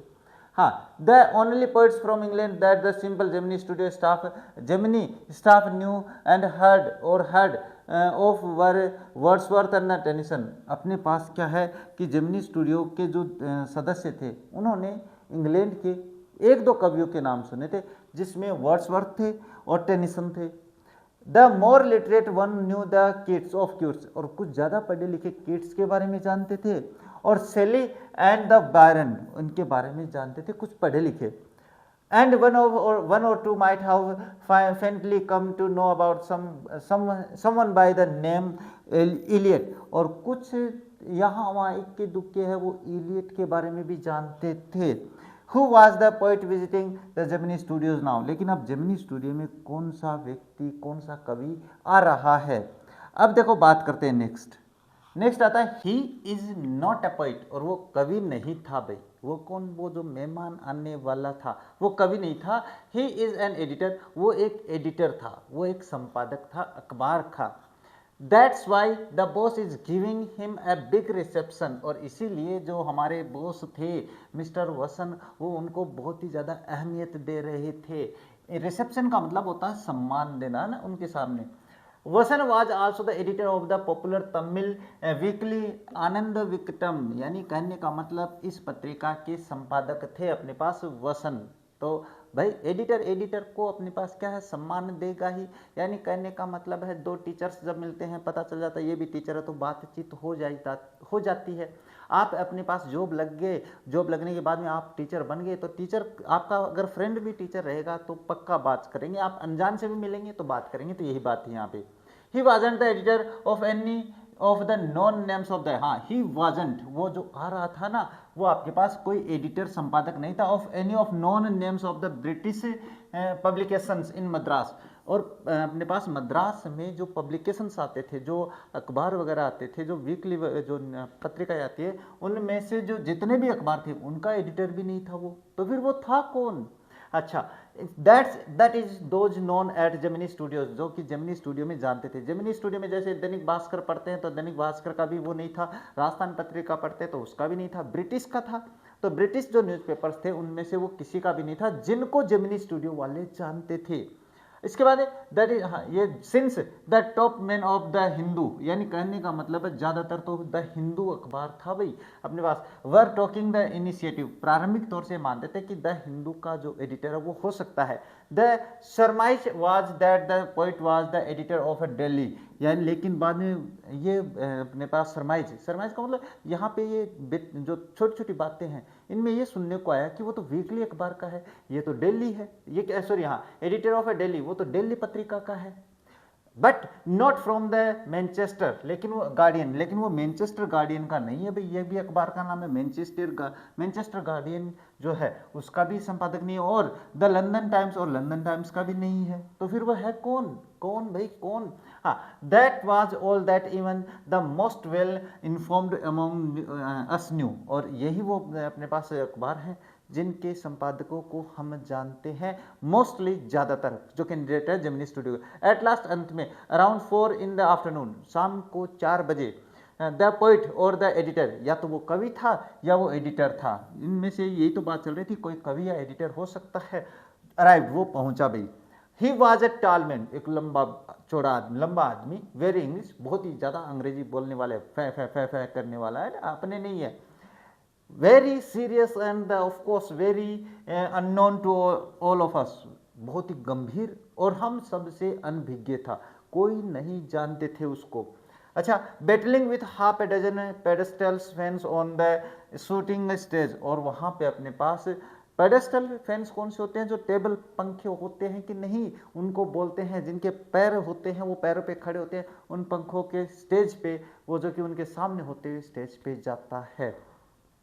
नेक्स्ट बात करें, the boss read out a long speech, हमारे बॉस ने भाई एक लंबा चौड़ा स्पीच पढ़ा भाई, भाषण दिया उसके बारे में। It was obvious that he too knew precious little about the poet, और ये बताता है कि वो भी हमारे जो बॉस हैं वो भी न के बराबर जानते थे उस व्यक्ति के बारे में, और द एडिटर के बारे में। The speech was all in the most general terms but here and there it was peppered with the words like freedom and the democracy, लेकिन अगर मैं बात करूं उस स्पीच में, तो उस स्पीच में ये बिल्कुल ऐसे पेपर का मतलब काम, ऐसे यहाँ वहाँ के जो शब्द हैं इनको काम में लिया गया था, उसके कवि के बारे में कुछ नहीं था। बस जो ज़्यादातर शब्द थे जैसे अपने स्वतंत्रता है, लोकतंत्र है, ऐसे शब्दों से था। इसका मतलब, अरे कहने का मतलब है, जब मैं आपके यहाँ आता हूँ तो आप मेरा परिचय करवाओगे मेरा नाम लेके कि हाँ हमारे यहाँ फलाना सिंह आए हैं, है ना, हमारे यहाँ धीमकान सिंह आए हैं, इनकी ये उपाधि है, ऐसे करवाओगे। लेकिन जब आप मेरे बारे में तो बोलोगे नहीं और लोकतंत्र और स्वतंत्रता के बारे में बात करोगे तो लोग तो समझेंगे ना, ये भी नहीं जानता इसके बारे में, तो वही उसके साथ हुआ। देन द पोइट स्पोक, और उसके बाद में कवि बोला भाई, he couldn't have addressed a more dazed और साइलेंस ऑडियंस, उसने अपने पास कोई संबोधन नहीं दे सका भाई, एड्रेस का मतलब संबोधन देना, ए मोर डेज्ड और साइलेंट ऑडियंस, उस चकित और चुपचाप ऑडियंस को वो ज़्यादा संबोधन नहीं दे सका। क्यों? हाँ, no one knew what he was talking about, क्योंकि कोई नहीं जानता था, वो अपनी अंग्रेजी वाली बोल रहा था तो कोई नहीं समझा भाई। And his accent defeated any attempt to understand what he was saying, और उसका जो एक्सेंट था, कोई समझने की कोशिश भी कर रहा था ना तो उसके एक्सेंट यानी बोलने का लहजा अपने पास तुरंत बोले जा रहा है, अपने से तो निकलती भी नहीं है। वैसे उन्होंने अपने पास उनके प्रयत्न को भी हरा दिया, उन्होंने कोशिश करी कि क्या कह रहा है ये, कोशिश तो करी, लेकिन उसका जो बोलने का लहजा था उसमें वो हार गए, वो नहीं समझ पाए, सीधी सी बात। The whole thing lasted about an hour, 1 घंटे तक ये सारे घटनाक्रम चला भाई। देन द पोइट लेफ्ट, और उसके बाद वो कवि चला गया। And we all dispersed in utter bafflement, और हम सारे सब कुछ बिखर गए, डिस्पर्स्ड यानी अलग अलग हो गए, अटर बेफलमेंट, उच्च आश्चर्यचकित के, बेफलमेंट यानी सदमे में, आश्चर्यचकित के साथ, यानी एक्सक्लेमेटरी भाव में रहे, अटर यानी उच्च किस्म का जो बेफलमेंट था उसके साथ। व्हाट आर वी डूइंग, हम क्या कर रहे थे। What is an English poet doing in the film studio which makes Tamil films for the simplest sort of the people, और वो एक इंग्लिश कवि अपने पास तमिल स्टूडियो में क्या कर रहा था, जो कि साधारण लोगों के लिए फिल्में बनाता है। People whose lives least afforded them the possibility of the cultivating a taste for English poetry, और इन लोगों के लिए जिनके अंदर अपने पास क्या है, अंग्रेजी कविताओं की थोड़ी ललक होती है जानने के लिए, उनके लिए। The poet looked pretty baffled too, और अपने पास करने का मतलब वो कवि भी आश्चर्यचकित ही दिखा भाई, ऐसे वो कहते हैं ना सदमे में देख रहे हैं, ये कहाँ गया मैं। For the two must have felt the share incongruity, he too must have felt the sheer incongruity of his talk about the thrills and the travels of an English poet, और उसके बाद में वो भी अपने पास असंगति का मतलब होता है, असंगति महसूस कर रहा है। वो किस के बारे में, ऐसी जनता को, ऐसी ऑडियंस श्रोताओं को संबोधित करना जो कि कुछ नहीं समझ रही है, मैं उनको नहीं समझ पा रहा हूँ, वो मुझे नहीं समझ पा रहे, तो हम दोनों एक दूसरे के साथ कर क्या रहे हैं। इसके बाद his visit remained an unexplained remained, क्या है हिज रिमेंड अभी, his visit remained an unexplained mystery, उसकी जो यात्रा थी वो अनएक्सप्लेन्ड यात्रा रही, कोई नहीं सुलझा ही नहीं पाया भाई, वो कहते हैं ना अनसुलझी कहानी बन के रह गया। The great prose writers of the world may not admit it, और अपने पास जो प्रोज राइटर हैं वो इसको स्वीकार नहीं कर सकते। But my conviction grows stronger day after day that prose writing is not and can not be the true pursuit और अ जीनियस, लेकिन मेरे पास, मेरे मनी मन में ये भावना पनप रही थी कि जो प्रोज राइटर है वो भी आपके पास क्या है, अहम होता है, and is not and can not be the true pursuit of a genius, वो अपने पास एक किसी भी प्रकार का जीनियस नहीं हो सकता है, यानी प्रोज लिखने वाला जीनियस नहीं हो सकता, ऐसा मानते थे उस जमाने में जब कवियों का राज था। इसके बाद में ये क्वेश्चन है भाई, तो देखो ये तो मैं बता देता हूँ, इसमें से आपको करने स्क्रीनशॉट ले लेना है, और इसके जो क्वेश्चंस की बात करें तो देखो ये मैं बता देता हूँ। The speech of the boss content words like, जो बॉस था उसने स्पीच दिया था उसमें कैसे शब्द शामिल थे, तो फ्रीडम और डेमोक्रेसी जैसे शब्द शामिल थे। इसके बाद the poet's opinion about the prose writing is that it is not a unexplain mystery, क्या रहा भाई ये poet's opinion about the prose writing, the pursuit of the genius, और इसके बाद जनरल टर्म्स और इनसिग्निफिकेंट मैटर, ये ट्रू प्रेस्यूट ऑफ है जीनियस की बात करता है, वो लास्ट में लाइन देख लेना। All the poets dispersed in utter bafflement का मतलब ये रहा। अब ये प्रश्न आपको खुद को करने हैं, अगर नहीं आते हैं तो ये प्रश्न आप मुझे कमेंट में लिख के भेज देना, मैं इनका उत्तर तुरंत बता दूंगा आप लोगों को। नेक्स्ट रहता है it is for the patient, और ये अपने पास धैर्य के लिए था। प्रिसिस्टेंट यानी अपने पास लगनशील, प्रिसिस्टेंट का मतलब होता है लगन। इसके बाद preserving doors with a heart so shrunken that nothing can break it, और मेरे मन में बिल्कुल ड्रज का मतलब था कोल्लू का बेल जो होता है ना, कोल्लू का बेल जो सारे दिन चलता ही रहता है, चलता ही रहता है, एंड पीसिंग में with a heart so shrunken that nothing can break it. और अपने पास वो हार्ट जो होता है ना वो इतना संकुचन ले चुका था कि अब इसे कोई नहीं तोड़ सकता था। हाँ, rejection slips don't mean a thing to him. Rejection का मतलब उसके लिए कोई मायने नहीं था, इसका मतलब ये होता है यानी किसी ने मना कर दिया भाई, ये मतलब था इसका। He at once sets about making a fresh copy of the long prose piece. अब उसने नई नई जो ताज़ा बढ़िया जो नई कॉपी जो वो करना शुरू कर दिया, and send it on the another editor enclosing postage for the return of the manuscript. और अपने पास वो क्या करता है, अपने निबंध लिखता है और दूसरे एडिटर को भेजता है। मनुस्क्रिप्ट का मतलब था वो जो अपने पास प्रतिलिपि होती है जिसमें देखिए वही मेरी कहानी ऐसी होने वाली है, वो वहाँ पे भेजता है दूसरे एडिटर के पास। It was for such people that the Hindu had published a tiny announcement in the insignificant corner of a unimportant page. अब अपने पास क्या है कि द हिंदू में क्यों भेज रहे हैं ये स्क्रिप्ट, ये इसलिए भेज रहे हैं क्योंकि द हिंदू नाम का जो अखबार है उसने अनाउंसमेंट किया अपने एक छोटे से कॉर्नर में, जो व्यर्थ का महत्वहीन जो कॉर्नर होता है अखबारों में, वहाँ पे एक छोटा सा विज्ञापन दिया था। उस विज्ञापन में क्या था भाई, a short story contest organised by a British periodical by the name the Encounter. और ये उसमें अखबार में आया था कि ब्रिटिश अखबार है द एनकाउंटर, इसके द्वारा एक शॉर्ट स्टोरी कॉन्टेस्ट है वो रखा गया है, ये रहा, इसीलिए लोग अपनी जो कहानियां हैं वो भेज रहे थे। इसके बाद ऑफकोर्स निसंदेह the encounter wasn't and non commodity among the Gemini literati. और बात करें तो जेमिनी लिटरेटी, जेमिनी समुदाय में जो एनकाउंटर था, जो अखबार था, वो जानकारी में नहीं था, अनभिज्ञ थे इससे लोग। अच्छा, I wanted to get an idea of a periodical before I spent a considerable sum of the postage sending a manuscript to the England. और मैंने भी भाई ये सोचा, मैंने अपने ऑथर ने मैंने ये सोचा कि मैं भी भेजूं, लेकिन भेजने से पहले मैं थोड़ी जानकारी तो ले लूं कि ये आखिर है क्या, क्यों, क्योंकि अगर मैं भेजूंगा मेरे पैसे लगेंगे, पैसे डूब जाएंगे तो क्या फ़ायदा होगा। तो मैं इस अखबार की जानकारी निकालता हूँ। अरे वैसी बात है कि अपन कोई रिश्ता करते हैं, रिश्ता करेंगे तो क्या जाया करेंगे, हम अगले के घर जाएंगे, घर नहीं जाएंगे, हम अपन पड़ोसी के घर जाएंगे, पहले जानेंगे अरे ये छोरा कैसा है, ये छोरी किसी है।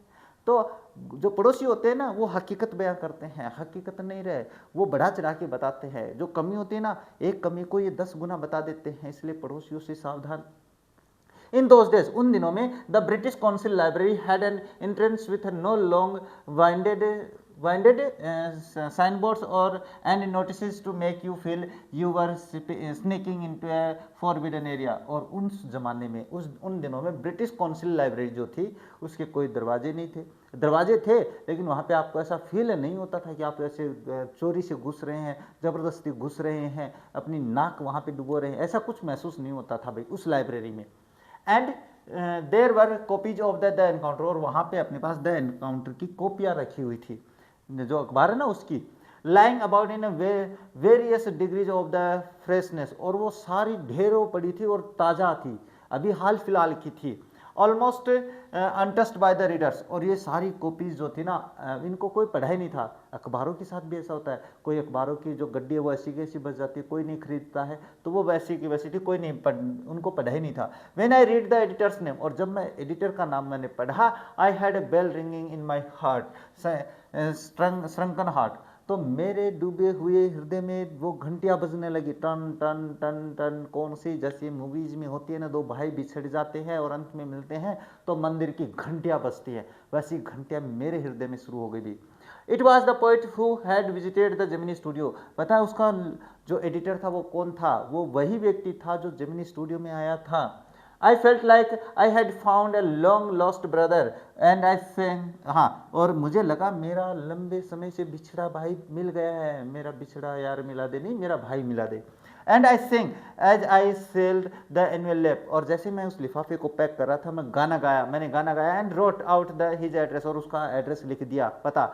I felt that he too would be singing the same song at the same time। और मैंने आशा करी कि जो गाना मैं गा रहा था लिफाफा पैक करते, वो कहानी लिफाफे में पैक करके तो भेजते हैं, तो सेम गाना वही मेरा भाई वो जो कवि है वो गा रहा होगा फिल्मों में जैसे होता है। जैसे long lost brothers of Indian films discover each other by the singing the same song in the first reel and in the final reel of the film.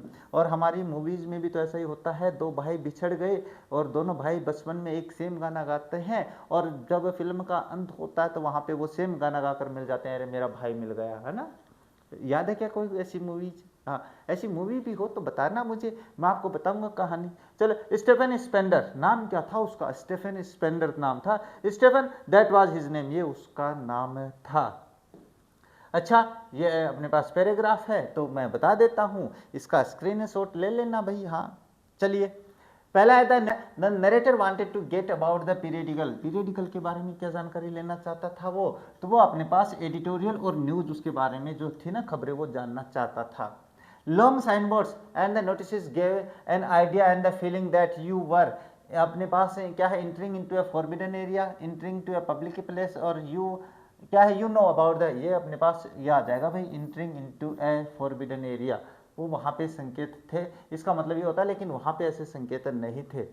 इसके बाद द कॉन्टेस्ट वाज अबाउट, ये नहीं है भाई, about the story writing था भाई वो contest. और इन प्रश्नों के उत्तर अगर जानना चाहते हो तो एक डायल करें, नहीं तो दो डायल करें। हाँ, ऐसे नहीं करना है, जो प्रश्न नहीं आए उसका कमेंट आप कर देना, स्क्रीनशॉट ले लेना, मैं बताऊंगा वो प्रश्न। अच्छा, एंड ईयर्स लेटर, और वर्षों बाद में बात करते हैं, वर्ष बीत गए भाई अपने पास उस बातों को। And when I was out of Gemini studio, जब मैं जेमिनी स्टूडियो से बाहर हो गया, मैंने ड्यूटी छोड़ दी वहाँ पे। And I had much time but not much money, और मेरे पास बहुत समय था लेकिन धन नहीं था, मेरे पास समय था लेकिन धन नहीं था। Anything at A reduced price attracted my attention, और यही कारण था कि हर जो सस्ती चीज़ होती है वो मेरा ध्यान आकर्षित कर लेती है, ध्यान आकर्षित, सस्ती चीज़ होती है वो आकर्षित करती है। हर 10 रुपये में वो हर माल 10 रुपये 10 रुपये 10 रुपये, तो वो आकर्षित हो गया। On the footpath in front of the Madras Mount Road post office, ये Madras Mount Road post office के पास कॉर्नर क्या है, फुटपाथ पे बात बता रहा हूँ। There was a pile of the brand new books for 50 पैसे ईच, और वहाँ पे अपने पास ढेर सारी कॉपियाँ किताबें रखी हुई थी जिनकी कीमत मात्र 50 पैसे थी। उस जमाने में 50 पैसे भी ठीक थे भाई।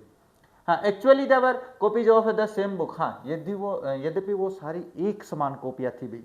And elegant paper bag of the American origin, और उनके पीछे पेपर बैग की बात करें तो अमेरिकन ओरिजिन अपने पास जो है वहाँ की थी, अमेरिकन लगी थी वो। स्पेशल लो प्राइस्ड स्टूडेंट्स एडिशन, और ये क्या था, उन स्टूडेंट्स के लिए था जिनके पास कम कीमत होती है, या स्टूडेंट्स एडिशन यानी अपने पास जो छात्र होते हैं जिनके पास कमाने के लिए कुछ नहीं होता, वो अपनी किताब छाप देते हैं तो वो ऐसी कीमत रखते हैं। In connection with the 50th anniversary of the Russian revolution, और ये कब हुआ भाई, ये 50 साल पूरे होने पे रशियन क्रांति के इसके उपलक्ष्य में था। आई पेड 50 पैसे and picked up A copy of the book, और मैंने 50 पैसे दिए और एक कॉपी खरीदी। द गॉड दैट फेल्ड, ये अपने पास इस किताब का नाम था, क्या नाम है भाई याद रखना, द गॉड दैट फेल्ड, भगवान जो असफल हो गया। 6 eminent man of letters in 6 separate essays described their journey into the communism and their disillusioned return, यानी कहने का मतलब है उस किताब में 6 प्रसिद्ध लोगों के 6 निबंध थे, और उनमें 6 निबंध में वो क्या कर रहे थे, कम्युनिज्म की तरफ जा रहे हैं, उनकी तरफ उनमें प्रवेश करते हैं, यानी कम्युनिज्म को पसंद करते हैं, और उसके बाद में उससे उसको निराशा मिलने पे उनसे बाहर आ जाते हैं, कम्युनिज्म को त्याग देते हैं। हाँ, एंड्रे गाइडे अपने पास पहले ऑथर, रिचर्ड राइट थे, इग्नेजियो सेलोने थे, ऑर्थर कोसलर थे, और लुइस फिशर थे, एंड स्टेफन स्पेंडर थे। ये 6 लोग थे। प्रश्न है ये, Stephen Spender suddenly the book assumed tremendous significance, अचानक स्टेफन स्पेंडर का नाम सुनते ही किताब मेरे लिए बहुत ही धमाकेदार साबित हो गई भैया ना, जैसे मैं कहता हूँ ना धमाकेदार वीडियो में स्वागत है। Stephen Spender the poet who had visited Gemini studios, यानी जेमिनी स्टूडियो में जो आने वाला कवि था। In a moment I felt a dark chamber of my mind lit up by the hazy illumination, और उसके बाद में मेरे पास क्या होता है, ऐसा लगता है जो मेरे दिमाग में जो यादें अंधेरे में चली गई थी उनमें थोड़ा सा उजाला आ गया, थोड़ी सी रोशनी आ गई, यादें हैं वो लौट आई गई। The reaction to the Stephen Spender at Gemini Studios was no longer a mystery. और जेमिनी स्टूडियो में जो व्यक्ति आया था स्टेफन स्पेंडर, उसके बारे में अब कोई मिस्ट्री रहस्य नहीं रहता है। The boss of the Gemini studios may not have much to do with Spender's poetry. वैसे स्पेंडर की कविताओं से बॉस को कोई लेना देना नहीं था, but not with his God that failed. लेकिन ऐसा नहीं है कि उसे गॉड दैट फेल्ड हो गया है, इससे भी कोई लेना देना नहीं था, ऐसा नहीं था। और ये आपका चैप्टर, जैसा कि मैंने आपको शुरू में बताया था कि आपके पास ये चैप्टर ऐसा है कि आपको थोड़ी सी ऐसे लगे कि ये एक सर क्या पढ़ा रहे हैं, कहाँ से शुरू हुआ है, कहाँ पे चल दिए हैं। तो बस ऐसा ही चैप्टर है भाई। तो इस चैप्टर में ये जो पैराग्राफ है ना, ये इसका स्क्रीनशॉट ले लेना आप, और ये क्वेश्चंस आप कर लेना। अब मैं बताते बताते थक गया हूँ, अब ये जो बड़े वाले क्वेश्चन है ये करवा देता हूँ, ये जरूरी है क्वेश्चन। देखो प्रश्न में जहाँ पे मैं इंपॉर्टेंट लगा दूँ, मान के चलो इस साल के लिए आपको याद ही करना है, कोई दो राय नहीं है। पहले प्रश्न है, what does the writer mean by the fiery misery of those subjected to the makeup, यानी ये इंपॉर्टेंट क्वेश्चन आ जाता है आप लोगों के लिए।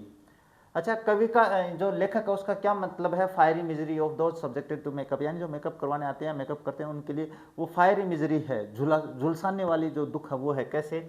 देखो, the makeup room had incandescent lights at all angles, चारों तरफ वो अपने पास दर्पण थे और उन पे अपने पास झुलसाने वाली जो दर्पण है, लाइट है, वो थी। The heat produced by the lights in the makeup room brought about a lot of discomfort to the actors in the makeup room, यानी जो एक्टर्स वहाँ पे मेकअप करवाने के लिए आते थे उनको बहुत ही कष्ट महसूस होता था। Hence the writer refers to the this pain and the trouble as fiery misery, इसीलिए वो उसको फायरी मिजरी कहते हैं। अच्छा, नेक्स्ट क्या है, what is the example of the national integration that the author refers to. अच्छा, भारतीय एकता, ये ठीक है प्रश्न भाई, ठीक है, लगा लेना इसको। द मेकअप, हाँ उसमें वो भारतीय एकता के बारे में क्या अपने पास कवि लेखक वो बताते हैं। तो देखो, the makeup division of the Gemini studio was an example of the national integration, जो जेमिनी डिपार्टमेंट का, जेमिनी स्टूडियो का जो मेकअप डिपार्टमेंट था वो अपने पास क्या है, मेकअप डिवीजन, वो भारतीय एकता को दर्शाती है। अकॉर्डिंग टू द ऑथर, लेखक के अनुसार, this is the because people of the from different rain and the religious group worked together in the same department, क्योंकि वहाँ पे विभिन्न प्रकार के धर्म और जाति के लोग वहाँ पे काम करते हैं सेम डिपार्टमेंट में। That department was headed by Bengali who was succeeded by a Maharashtrian. The other helpers included Dharwad, Karnataka and Andhra and Madras, इसके बाद Indian Christian and Anglo Burmese and local Tamils, और ये सारे अपने पास भारतीय एकता को दर्शाते हैं, ये कवि कहता है भाई। इसके बाद में क्या है, हाँ, what work did the office boy do in the Gemini studio? Why did he join the Gemini studio? And ये तीन प्रश्न एक साथ नहीं आएंगे भाई, नहीं आएंगे, एक आ सकता है, एक एक प्रश्न। जैसे why क्या है, what work did that office boy do in the Gemini studio, यहाँ तक पूछ सकता है या यहाँ से यहाँ तक पूछ सकता है। तो ये अलग अलग है, तीन प्रश्न आप देख लेना भाई। Why did the author appear to be doing nothing at the Gemini studio? ये ठीक प्रश्न है भाई, ये देख लेना भाई। जेमिनी स्टूडियो में कवि कुछ करता हुआ क्यों नहीं दिखाई देता है भाई? तो मैंने शुरू में बताया था आप लोगों को, निठल्ला क्यों दिखता वो। The author's duty was to cut out news clipping on the wide variety of the subjects and the store them in a file. उसकी ड्यूटी क्या थी? उसकी ड्यूटी थी अखबारों से कटिंग वगैरह काटना, अखबार में लगाना और उनको हाथों से लिखना। कई हाथों से भी लिखते थे। Many of these had to be written out in hand, और बाकी ज़्यादातर उनमें से हाथों से लिखनी होती थी। द ऑन लुकर्स, जो ऑन लुकर्स होते हैं जो देखने वाले थे, noticed him merely tearing up newspapers, लोग देखते थे यार क्या ये काम कर रहा है, अखबारों को फाड़ने में लगा है, बताओ क्या नालायक आदमी है। हाँ, hence to them the seemed to be doing next to nothing, और इसीलिए वो कुछ नहीं करता हुआ दिखाई देता है ना। हाँ, अब आ गई होगी बात समझ में। चलिए आगे देखते हैं। नेक्स्ट आता, why was the office boy frustrated, who did he show his anger. ठीक प्रश्न है भाई। अच्छा, ऑफिस बॉय है वो गुस्सा क्यों और किस पे निकालता है? देखो, the office boy was frustrated because despite getting a good opening, क्योंकि वो गुस्सा है, कुंठित है, अपने पास जेलसी रखता है। क्यों? क्योंकि फिल्मों में अच्छा काम मिलने के बावजूद, अच्छी ओपनिंग मिलने के बावजूद he remained only office boy, वो केवल एक ऑफिस बॉय बन के रह गया। He had a good formal education, उसके पास अच्छी शिक्षा थी, and would write poetry also, कविताएं लिख सकता था, but his great literary talent was being allowed to go waste, लेकिन उसका जो लिटरेरी टैलेंट था वो वेस्ट ही हो गया। He showed his anger on Kothamangalam Subbu the number 2 at Gemini Studio, वो अपना गुस्सा कोटमंगलम सुब्बू पे दिखाता है, अपना क्या है जो जेमिनी स्टूडियो में नंबर 2 पोजीशन पे था। Subbu is described as a, नहीं आएगा ये पर्सन, ये नहीं आएगा, नहीं भी करना आप, ये मत करना।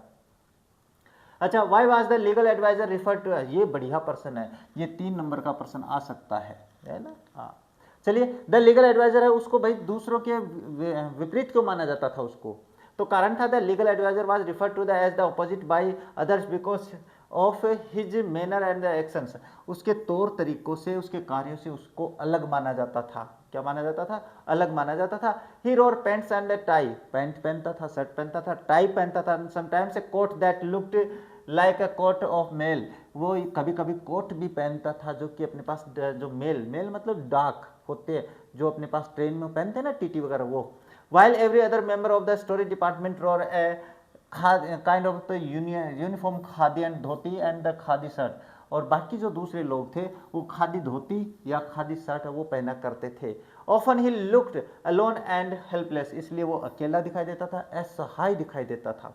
Once he ruined the career of an extremely talented but temperamental actress, एक बार उसने भाई अपने पास वो बहुत ही टैलेंटेड लेकिन टेम्परामेंटल यानी गुस्सेल जो एक्ट्रेस थी उसका करियर खराब कर देता है। She was a novice country girl, वो एक नौसिखिया देहाती लड़की थी। She did not know how worldly experience, उसे दुनिया का कोई अनुभव भी नहीं था। Once she blew over on set, से एक बार वो भड़क गई थी सेट पे, याद आ गया होगा। He recorded her angry words against the producer and the played back the recording, और उसने अपने पास वो जो शब्द है उसको वापस सुना दिए। दिस एंडेड हिज करियर, और से उसका करियर समाप्त हो जाता है। What made the lawyer stand out for the others at Gemini Studio, क्या है भाई? What made the lawyer stand out from the others, ये एक ही बात है भाई, ये यानी वो दूसरों से अलग क्यों दिखाई देता है, तो ये दोनों सेम है, लेकिन ये 3 नंबर का, ये 2 नंबर का। देखो द लॉयर्स ड्रेस, जो कि अपने पास ऊपर लिखी है, dress that he roar made him stand out from the others, यानी वो जो ड्रेस कपड़े पहनता था वो दूसरों से अलग बनाता है। ही रोर ए पैंट, ये tie and sometimes a coat also. Other put khadi dhoti with, ये 2 नंबर का आ सकता है, ये 3 नंबर का आ जाए। दोनों सेम पर्सन है, बस इसमें एक कहानी एक्स्ट्रा जोड़ी है, वो एक्ट्रेस वाली। अच्छा, नेक्स्ट बात करें तो did the people at the Gemini studio have any particular political reflections, नहीं आएगा ये प्रश्न, इसको छोड़ देना, नहीं करना है अभी। हाँ, why was the moral rearmament army welcomed at the Gemini Studio, ये ठीक है, बढ़िया प्रश्न है, रीआर्मेमेंट के बारे में पूछ सकता है। The moral rearmament army was a kind of the counter movement to the international communism, यानी वो अपने पास क्या अंतर्राष्ट्रीय सजातीयता को दिखाने वाले थे, वो सर्कस था, सर्कस वो अपने पास वो प्ले नाटक पेश करने के लिए आए थे ना। The big bosses of the Madras like mister Vasant simply played into their hands, और ये मिस्टर वसंत जैसे जो अपने पास हमारे बड़े बड़े बॉस वो उनके हाथों की कठपुतलियां थे। So the moral rearmament army was welcomed at the Gemini Studio, इसीलिए जेमिनी स्टूडियो में उसका स्वागत किया गया था। बढ़िया पर्सन है, जिनको मैंने बता दिया वो जरूर करना भाई। What cause the lack of the communications between the Englishman and the people at Gemini Studio, इसको छोड़ दो, है ना, ये रहने देना भाई, ये नहीं आएगा। चलिए बता देता हूँ भाई, वो भी इसका सारांश देख लेते हैं भाई, पता नहीं आया नहीं है अभी तक तो फिर भी, हाँ मैं इसका अर्थ बता देता हूँ। Most of the 600 odd people at the Gemini studios were Tamil speakers, ज़्यादातर 600 लोग थे और तमिल बोलने वाले थे। The English man was addressing them in his oven language English, और वो जो कवि आया था वो अंग्रेजी में संबोधित कर रहा था।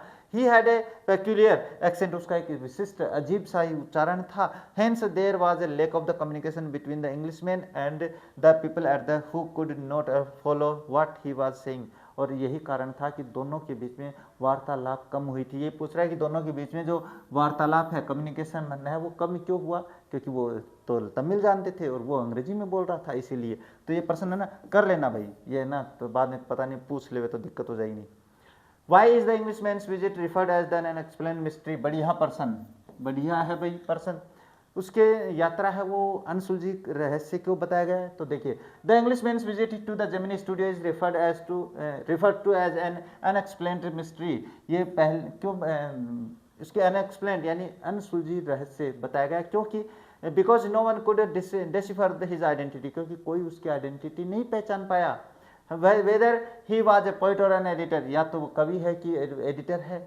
बिसाइड्स, इसके अतिरिक्त, with when he spoke no one at the studio understood what he intended to say as his accent was beyond their comprehension.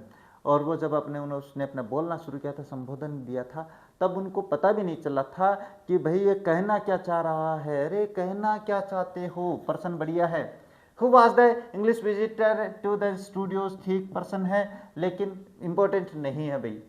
The English visitor to the Gemini studio was the Stephen Spender. नहा, ये नाम पूछ सकता भाई कि आपसे वो कवि कौन आया था, 2 नंबर का पूछ सकता है। He was the editor of the Encounter, वो एडिटर था एनकाउंटर का, a British periodical and a famous English poet, और एक फेमस कवि था, एसेस्ट था और नॉवलिस्ट था ऑफ द 20th सेंचुरी, 20वीं सदी का था। How did the author discover who the English visitor to the studios was, यानी कवि है, लेखक वो कैसे तलाश करता है कि वो जो अपने पास कवि स्टूडियो में आया था वो कौन था। बढ़िया पर्सन। देखो, before investing money in the participating in the short story contest organised by an English periodical the Encounter. अपनी एक बात आई थी कि पीरियडिकल एनकाउंटर जो था ना, जो अपने पास अपने क्या होता है, मासिक होता है और जो पाक्षिक होता है उनको पीरियडिकल बोलते भाई। तो उसमें एक कहानी का कॉन्टेस्ट रखा गया था, तो उसमें पैसे लगाने से पहले वो उसके बारे में जानकारी लेना चाहता था। The author did a research on the magazine, उसने उस मैगजीन पे रिसर्च की, खोजबीन की। He went to the British Council library, वह ब्रिटिश काउंसिल लाइब्रेरी में गया था। Very while going through an issue of that periodical, और जब उसके बाद में एक इश्यू के बारे में उसकी जांच पड़ताल कर रहा था, he discovered that its editor was Stephen Spender. उसने देखा कि इसका एडिटर है वो स्टीफन स्पेंडर है, the poet that had once visited the studio, जो कि अपने पास उसकी स्टूडियो में पहली बार कभी आया था पहले। इसके बाद में है what does the God that fail, ये बढ़िया person, very important person, very very important लगा लेना इसको। हाँ, what does the God that failed refers to, ये जो नोवेल है वो क्या रिफर करता है, किसको संदर्भित है। तो the God that failed was a compilation of the 6 essays written by the 6 eminent writers. ये अपने पास 6 जो एसेज है, निबंध है, उनमें 6 लेखकों के द्वारा लिखे गए 6 निबंधों के बारे में था भाई ये किताब। Namely Andre Gide, Richard Wright, Ignazio Silone, Arthur Koestler, Louis Fischer and the Stephen Spender. In each of the essay, प्रत्येक एसे में जो अलग अलग थे ना, the respective writers describe their journey into the communism and their disillusioned return, यानी वो अपने कम्युनिज्म में जानने की और वापस उनसे अपना मन भ्रम टूटने की जो कहानी है, बातें हैं, वो बताते हैं इन निबंध में। तो ये बढ़िया प्रश्न है भाई। Why was Kothamangalam Subbu considered number 2, important, very. ये लो, नंबर 2 क्यों माना जाता है सुब्बू को जेमिनी स्टूडियो में। तो देखो, Kothamangalam Subbu succeeded in securing the place closest to the boss by means of the flattery. सबसे पहले तो बात करें फ्लैटरी यानी चापलूसी, चापलूसी के चक्कर में उसने वो नंबर 2 की पोजीशन वो हासिल कर रखी है। He was not brilliant but a rather cheerful person. हाँ, ब्रिलियंट नहीं है लेकिन खुश दिखने वाला, चेयरफुल पर्सन है। And exceedingly loyal to the boss, और बॉस के प्रति वफादार है। He offered solutions whenever the boss was in the fix, और जब बॉस अपने पास कभी ये हो जाता है यार मेरे से नहीं होगा तो क्या करूँ मैं। दस the other employees considered him at number 2 in the Gemini studio. यही कारण है कि जो दूसरे लोग हैं उसे जेमिनी स्टूडियो में नंबर 2 मानते हैं। How does the author describe the incongruity of the English poet addressing the audience at Gemini Studio. नहीं आएगा, नहीं करना है, ये नहीं करना है। हाँ, What do you understand about the author's literary inclination from the account? देखो, पर्सन है ना थोड़ा सा हाई लेवल वाला है, जैसे सीबीएसई में आते हैं ना वैसे वाला पर्सन है। तो अपना अगर पेपर टफ हुआ तो पर्सन ऐसा आ सकता है। क्या है देखो, ये बता देता हूँ। दो the author had a very tedious and unchallenging job at the studio. हाँ, ये दीपी वैसे बहुत ना तो थकाने वाली, वेरी टेडियस थकाने वाली, और अनचैलेंजिंग जॉब थी उसकी, जिसका कोई चैलेंज नहीं कर सकता था। His interest in the literature and the writing in the apparent in the willingness to participate in the short story contest organized by the British periodical। हाँ, उसकी इच्छा थी, वो जो काम कर रहा था भाई तो उसमें तो कोई रुचि तो थी नहीं उसकी, लेकिन वो करता था भाई, पैसों की कमी थी तो फिर भी उसकी इच्छा थी कि वो कहानी लिखेगा उस ब्रिटिश पीरियडिकल एनकाउंटर के लिए। द एनकाउंटर वो जो यहाँ पे है। Moreover the author appears to be a keen reader visiting libraries and buying books on the wide ranging topics whenever he could afford them. और इसके अलावा दूसरी बात और बताता है, ये बताता है कि अपने पास जो रीडर है, जो उस बड़ा उत्सुक रीडर भी है, तो लाइब्रेरी में जाता रहता है। जब कभी उसे किताब खरीदनी होती है तो वो जहाँ तक सक्षम हो सकता है वो खरीद भी लेता है। इसके बाद में हाँ could afford them. हाँ, besides the narrative also establishes the fact that the author was one of the most knowledgeable person in Gemini studios. और एक इस बात और पता चलती है कि जेमिनी स्टूडियो में सभी लोगों से, मोस्टली लोगों से वो ज़्यादा ज्ञानवर्धक, नॉलेजेबल, ज्ञान वाला व्यक्ति था। His idea about how prose writing was not meant for the genius but for those with patience and the perseverance and the highlight his reflective and the deep through the on literature and the creative writing। अपने पास ये तो कहते हैं कि भाई genius वाला काम नहीं है, लेकिन अगर धैर्य से रखें तो सुरक्षात्मक तरीके से करें, तो हाईलाइट करें इसको, तो थोड़ा रिफ्लेक्टिव यानी थोड़ा प्रकाशवान कार्य भी है। डीप थॉट्स तो गहरे विचार हैं, on literature and the creative writing. इससे क्या है, उसके अंदर डीप जो विचार हैं, विचार विमर्श जो होते हैं ना, अंदर से उठते हैं, उनको लिख सकता है, और क्रिएटिव राइटिंग और सृजनात्मक लेखन भी करता है। तो बस ये आपका चैप्टर है वो कंप्लीट हो जाता है। बहुत लंबा चौड़ा चला है भाई अपना चैप्टर, है ना। तो ये प्रश्न है ना, पूछ सके तो ठीक है, नहीं ये प्रश्न भी है ना इंपॉर्टेंट नहीं है, सीबीएसई वालों के लिए बहुत मैटर रखता है भाई। तो ये चैप्टर अपना आप कंप्लीट कर देते हैं भाई। काफ़ी बड़ा हो गया है ना, काफ़ी लंबी क्लास हो गई, तो कोई बात नहीं है। बस ये चैप्टर में अगर आपको लगे कि हाँ, तो फास्ट फॉरवर्डिंग करके आपने देख लिया होगा। मैं शुरू में बता देता कि फास्ट फॉरवर्डिंग करके देख लेना, लेकिन फिर भी अगर आप लोगों ने कंप्लीट देख लिया तो इस चैप्टर में आपको कोई समस्या नहीं आने वाली है। प्रश्न हमेशा इस चैप्टर से पूछते हैं, पक्का आएगा, ये तो मैं बता रहा हूँ। और जो मैंने इंपॉर्टेंट बता दिए हैं, आप वो प्रश्न ध्यान से रखना, ध्यान से पढ़ना और याद कर लेना उन प्रश्नों को, पक्का उनमें से आ जाएंगे। तो ज़्यादा बातें नहीं करते हुए क्लास को कंप्लीट कर देते हैं, क्योंकि काफ़ी लंबा समय हो गया है। तो इन्हीं शब्दों के साथ आज की इस क्लास को कंप्लीट करते हुए मिलेंगे आप लोगों से अपनी नेक्स्ट क्लास में। तब तक देखते रहिए हमारे चैनल। जय हिंद, जय भारत।